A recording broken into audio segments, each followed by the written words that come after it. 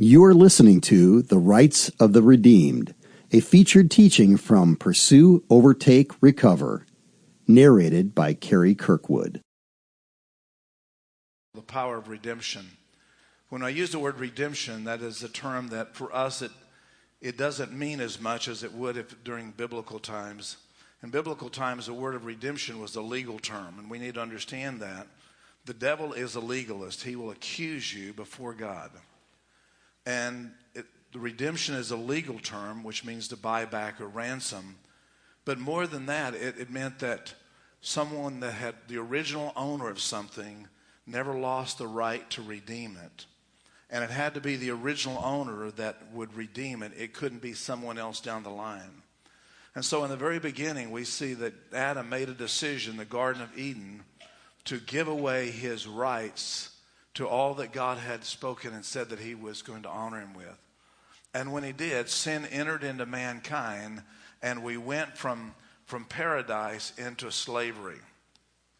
And into slavery, it meant that now we were under a different authority, the kingdom of darkness, the kingdom of slavery. The Bible talks about that. The first time I remember hearing the word redemption, I was a young guy growing up, about 10 years old, and I'll date myself, and some of you might remember this.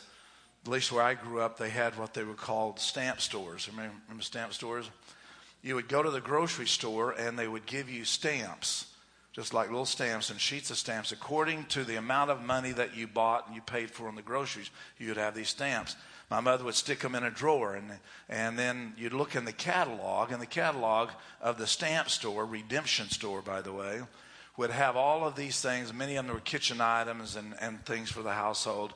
And so I would look in this, and I thought, oh, I could have a bicycle and all these things. Mother said, no, this is for the house. And so my job was to take the stamps and with a sponge and paste them into the books.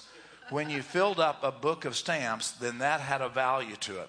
So when you would go to the store, and they would call it redeeming, you could buy anything in the store. It wasn't used by cash or money. You bought it with the books of stamps you had. And the more valuable the item was, the more books of stamps you had. And so I would remember going in with my mother with a sack full of these books of stamps. And they would look through and make sure every page had stamps on it. And then they would mark it and stamp it and say redeemed. Because now this had, you bought something back that was in the store.